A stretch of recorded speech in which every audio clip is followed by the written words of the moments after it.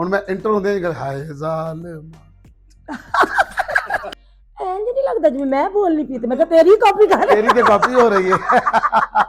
ਆਦਰੋ बगैर तेरे मैं की को देखा ਆਹ बगैर तेरे मैं की को देखा तू नजर दे मैं जी को देखा मजा ते देखण दा तां है शाकिर तुम्हें को देखे मैं ते देखो देख हाँ। एडिटिंग करा देख तेरी स्किन किस तरह चल कॉपी की है तूने मेरी पैसे निकाल ਆਈਬ੍ਰੋ ਨਹੀਂ ਕਾਪੀ ਤਾਂ ਮੈਂ ਜਿਹੜੀ ਤੇਰੀ ਕੀਤੀ ਹੈ ਨਾ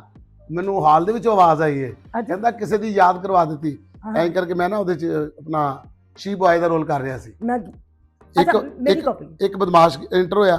ਠੀਕ ਹੈ ਉਹਦੇ ਤੇ ਮਤਲਬ ਹਾਰਰ 뮤직 ਚੱਲਿਆ हाँ ਫਿਰ ਕੈਸਰ ਪੀਆ ਗਿਆ ਉਹ ਸ਼ਰਾਬੀ ਬਣਿਆ ਸੀ ਉਹਦੇ ਤੇ ਚੱਲਿਆ ਤੇਰੇ ਮੱਧ ਬਰੇ ਨੈਣ ਮਿਲ ਪੈਣ ਤੇ ਮੈਂ ਸ਼ੀ ਬॉय ਤੇ ਮੈਂ ਉਹਦੇ ਤੇ ਇੰਟਰ ਹੋਇਆ ਹਾਏ ਜ਼ਾਲਮਾ ਮੇਰੀ ਜਾਨ ਜਲੇ ਹੁਣ ਮੈਂ ਇੰਟਰ ਹੁੰਦੇ ਹੀ ਹਾਏ ਜ਼ਾਲਮਾ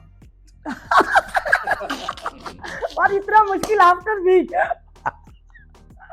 ओए ओए विक्की साहब ने ना बहुत बहुत ड्रामे में कितने में एक फीमेल आर्टिस्ट में नाम नहीं लेना चाहूँगी ਉਹਦੀ ਇੱਕ ਆਪਣੀ ਇੱਕ ਟੈਂਪੋ ਸੀ ਗੱਲ ਕਰਨ ਦੀ ਮੈਨੂੰ ਹੁਣ ਵਿੱਕੀ ਸਰ ਕਹਿ ਰਹੇ ਦੇਖ ਰਹੀ ਮੈਂ ਕਿਹਾ ਹਾਂਜੀ ਇਹ ਰੋਲ ਕਰਨਾ ਮੈਂ ਕਿਹਾ ਹੈ ਤੇ ਉਹ ਨਾਲ ਹੀ ਤੇ ਪੂਰਾ ਡਰਾਮਾ ਲੰਘ ਗਿਆ ਐਂਡ ਤੇ ਕਹਿੰਦੀ ਇੰਜ ਨਹੀਂ ਲੱਗਦਾ ਜਿਵੇਂ ਮੈਂ ਬੋਲਨੀ ਪਈ ਤੇ ਮੈਂ ਕਿਹਾ ਤੇਰੀ ਕਾਪੀ ਕਰ तेरी तो कॉपी हो रही है ਯਾਨੀ ਇਸ ਤਰ੍ਹਾਂ ਮਤਲਬ ਬਹੁਤ ਸਾਰੇ ਡਰਾਮੇ ਜਿਸ ਤਰ੍ਹਾਂ ਮਿਸ ਵਰਲਡ हाँ ਸਾਰੀ ਦੁਨੀਆ ਕਹਿ ਰਹੀ ਤੁਸੀਂ 1 ਘੰਟੇ ਦਾ ਟਾਈਮ ਰੱਖਿਆ ਮੈਂ ਉਦੋਂ ਕੈਨੇਡਾ ਸਾ ਜੇ ਤੇ ਵੀ ਕਿੰਨਾ 1 ਘੰਟਾ ਉਹਦੇ ਹੀ ਹੁੰਦਾ ਤੇ ਨਸੀਮ ਵਿੱਕੀ ਸਾਹਿਬ ਦੀ ਔਰ ਮੇਰੀ ਐਂਟਰੀ ਸੀ ਔਰ ਆਊਟ ਕਲਾਸ ਬਹੁਤ ਅੱਛਾ ਡਰਾਮਾ ਸੀ ਉਹ ਮੈਂ ਤਕਰੀਬਨ 100 ਪੇਜ ਦਾ ਡਰਾਮਾ ਉਹਦਾ ਸਕ੍ਰਿਪਟ ਲਿਖਿਆ ਜਾਂਦਾ ਸੀ 100 ਪੇਜ ਦਾ ਡਰਾਮਾ ਸੀ ਮਿਸ ਵਰਲਡ ਲਿਖਿਆ ਹੋਇਆ ਤੇ ਇਹਨੂੰ ਮੈਂ ਰੋਲ ਸੁਣਾਇਆ ਨਰਗਿਸ ਨੂੰ ਮੈਂ ਕਿਹਾ ਤੂੰ ਇਹ ਰੋਲ ਕਰਨਾ ਉਸ ਤੋਂ ਬਾਅਦ ਇਹਨੇ ਆ ਕੇ ਨਾ ਰੋਲ ਸੁਣ ਕੇ ਆ ਕੇ ਜਦੋਂ ਉਹਨੂੰ ਪਰਫਾਰਮ ਕਰਨਾ ਸ਼ੁਰੂ ਕੀਤਾ ਨਾ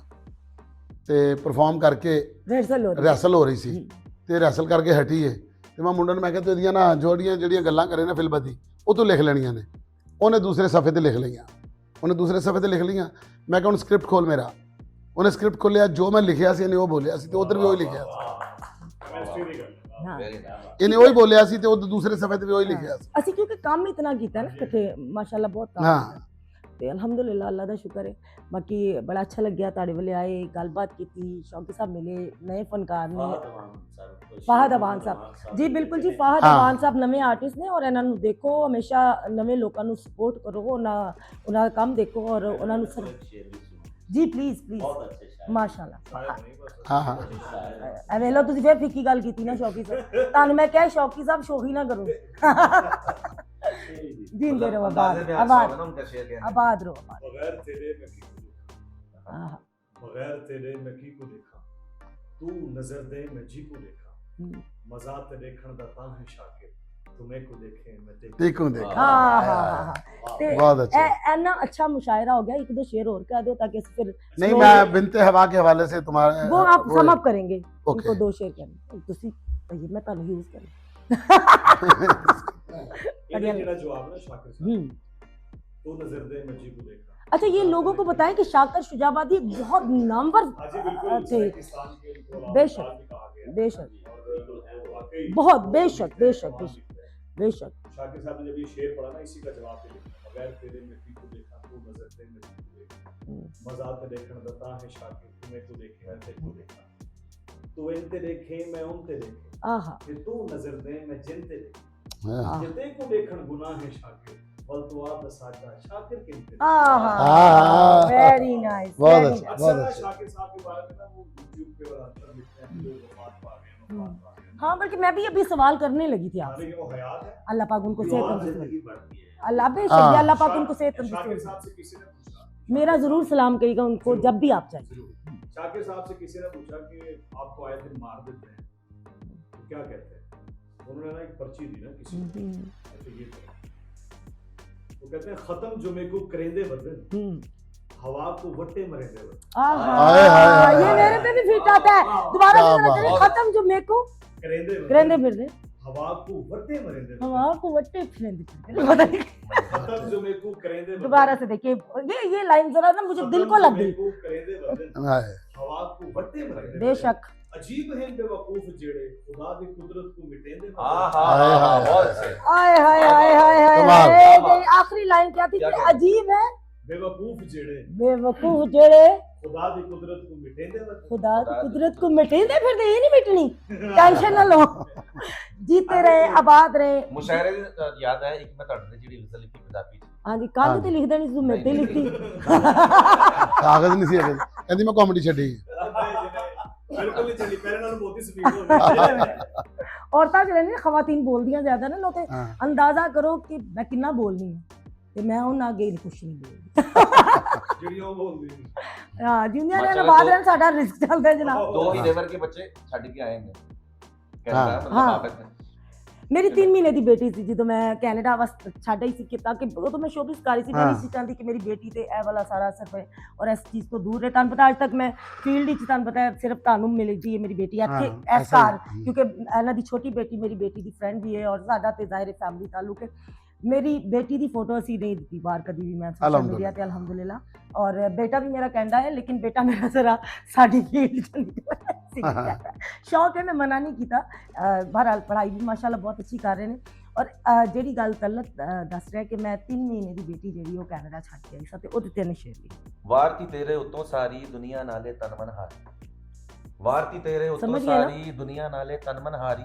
ਹੋਸ਼ ਨਾ ਰਹਿੰਦੀ ਕੁਝ ਵੀ ਮੈਨੂੰ ਲੱਗੀ ਐਸੀ ਇਸ਼ਕ ਬਿਮਾਰੀ ਇੱਕ ਤੇਰੇ ਪਿੱਛੇ ਰੁਲ ਬੈਠੀ ਮੈਂ ਜਿਗਰ ਦੇ ਟੁਕੜੇ ਭੁੱਲ ਬੈਠੀ ਇੱਕ ਤੂੰ ਨਾ ਭੁੱਲਿਆ ਮੈਨੂੰ ਸਜਣਾ ਹਾਏ ਮੈਂ ਕਮਲੀ ਮੱਤਾ ਮਾਰੀ बहुत अच्छे हम भूल गए हर बात हम भूल गए हर बात मेरी अच्छा याद सम है- आप कहने से पहले मैं आपको वो अपना अब्दुल हमीद अदम साहब का एक शेर है जी जो आपके ऊपर बहुत फिट बैठता है जी जी तो आप उसको देखकर जिंदगी को जो जो आप काम कर रही हैं साथ साथ उसको समझ के जी अपने साथ उसको रखिए जी कहते कि तूफान के थपेड़ों में हंस के या दोस्त तू मुसलसल बहता जा वाह तूफान के थपेड़ों में या पेड़ों दोस्त थपेड़ों आई तूफान के थपेड़ों में या दोस्त तू मुसलसल बहता जा मैं अपनी कहानी कहता हूँ तू अपना फसाना कहता जा वाह और खलूस के बदले जितनी भी मिलती है मलामत सहता जा जो झूठ लगे वो लपे न ला जो ठीक लगे वो कहता जा आए हाय हाय क्या क्या कहने भाई क्या हाँ। कहने कि सहता जा और हाँ। सहते ही जा रहे हैं सहते ही जा रहे हैं और बिनते हवा भी सहती जा रही है प्लीज़ मैं ये यहाँ पर कहना चाहूँगी कि बिनते हवा के लिए स्पेशली कि सहे एक हद तक आपके साथ आपका शोहर अगर अखराजात में आपको कंप्रोमाइज़ करना पड़ता है ज़रूर करें फाइनेंशियली प्रॉब्लम है उसमें कंप्रोमाइज़ करें हर जगह अपने घर को बचाएं जितना हो सके जिस मोड़ पर हो सके अपने घर को बचाएं लेकिन मार मत खाएं और वायलेशन नहीं होनी चाहिए घर में क्योंकि औरत को कुरान पाक ने बड़ी इज्जत दी है औरत सिनफ नाजुक है औरत से प्यार करें औरत मांगती क्या है सिर्फ एक तवज्जो प्यार दाद और कुछ नहीं औरत को पैसा नहीं चाहिए होता औरत को दाद चाहिए तवज्जो चाहिए मोहब्बत प्यार भरे दो अल्फाज औरत अगर अपने बच्चों से इतना प्यार करती है तो क्या वो बच्चों से पैसे ले रही होती है या अखराजात ले रही होती है नहीं ये बेलौस प्यार होता है औरत माँ है बहन है बेटी है औरत के बड़े रूप है बहुत रूप है देखिए बहुत से लोग जो है वो थिएटर देखते हैं या कहीं गाना सुनते हैं तो वो कहते हैं गाने वाली तो सुनता कौन डांस देखते हैं तो कहते हैं नाचने वाली तो देखता कौन है फिर बहुत सी खवातीन ऐसी हैं नाउज़ुबिल्लाह माफ़ करें उनको इतने गंदे अल्फाज बोलते हैं बिकने वाली तो खरीदार कौन है ये क्यों नहीं पता चलता आपको बिनते हवा को इज्जत दीजिए खुदा के लिए आप में से जब एक एक बंदा करके इज्जत देना शुरू करेगा तो मेरे नसीब बिनते हवा आप सब जब मिल के एक एक करके कोई इज्जत देगा तो आप यकीन कीजिए औरत चादर और चार दीवारी में आपको नजर आएगी लेकिन उसके लिए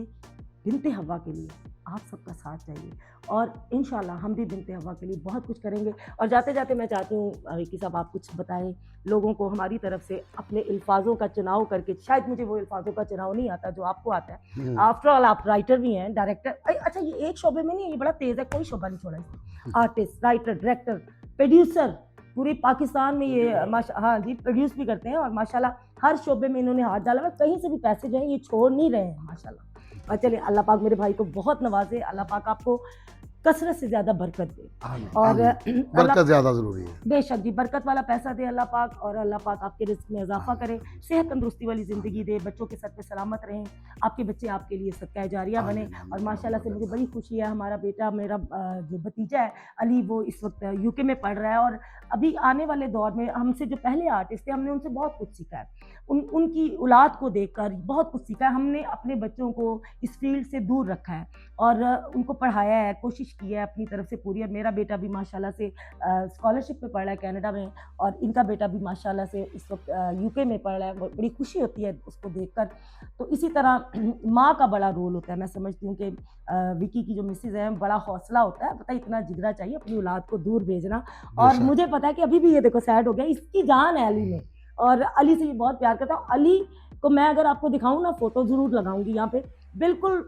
विकी साहब की फोटो कॉपी है। जब विकी साहब ने पहला ड्रामा मेरे साथ किया था ना, मिस क्लाशन को, तब ये मैट्रिक करके आए थे, हाँ, और बिल्कुल अली जैसी शक्ल थी उसमें, है ना, बिल्कुल ऐसे ही। सेम शक्ल। माशाल्लाह, अल्लाह जीते रहे, बात रहे, आप भी सलामत रहे आमीन। सारी बहनों। और माशाल्लाह से विकी साहब के भी बहुत बहुत बहुत अच्छे काम इन्होंने किया। मुझे लगता है इस व्लॉग से हमें 2 पार्ट निकालने पड़ेंगे, जितनी गुफ्तगू हो गई है। हाँ जी। और विकी साहब ने अपनी तमाम भांजियाँ बहुत बहुत काम किए, सबकी शादियाँ की, और बड़ी खुशी होती है ये सब देखकर। फील्ड में कुछ लोग ऐसे हैं जिनको ज़रूरत होती है, वो विकी साहब के पास जाते हैं, और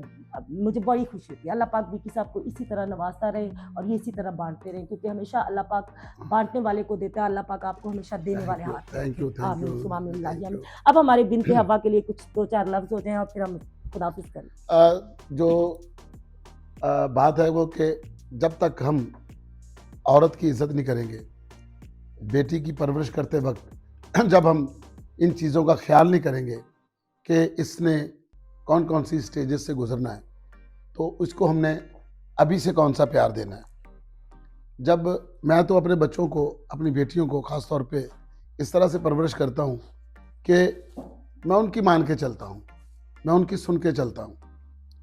मैं उनके ऊपर बेजा इस तरह की पाबंदी नहीं लगाता। मैं उनको उनकी एज से ज़्यादा कुछ पहनने नहीं देता। मैं उनकी एज से ज़्यादा उनको कुछ ऐसी चीज़ नहीं देता जिससे वो बड़ी लगे या छोटी लगे। उम्र के जिस हिस्से में बच्ची होती है, उसके उस हिस्से में उसकी वही रिक्वायरमेंट होनी चाहिए जो उसकी एज की है, तभी जाके उसकी परवरिश ठीक होती है। फिर जब वो एक मैच्योर औरत बन जाती है, फिर उसे सारी स्टेजेस का पता होता है। बाज़ औक़ात होता क्या है कि भाई छोटी सी एक बात है, मतलब माइनर बात है, मतलब इसमें कोई ऐसी कोई इसमें कोई फ़लसफ़ा नहीं है, ना कोई इसमें कोई पाबंदी है। हम छोटी सी बच्ची को जब बहुत बड़ा तैयार कर देते हैं, उसको कांटे पहना दिए, चूड़ियाँ पहना दी, उसके पूनियाँ कर दी, उसके ऊपर बोझ करके, तो देखने में लगता है कि हमने इसको एक बहुत बड़ी खातून बना के देख रहे हैं, जबकि उसकी एज बहुत छोटी होती है। उस वक्त हमने उसकी उस एज को एंजॉय करना जो उसकी है, उस बच्चे को एंजॉय करना हमने। फिर उसने बड़ी होना है, उसने फिर ये सारा कुछ पहनना है, उसके वक्त पे छोड़ दीजिए। इसी तरह कोई भी पाबंदी जो है ना, मतलब वक्त से पहले ना लगाइए।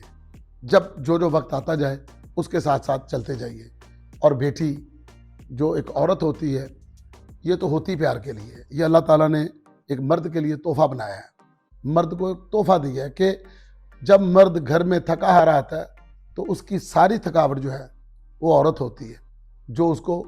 मेंटली तौर पे फ्रेश कर देती है। अपनी खिदमत से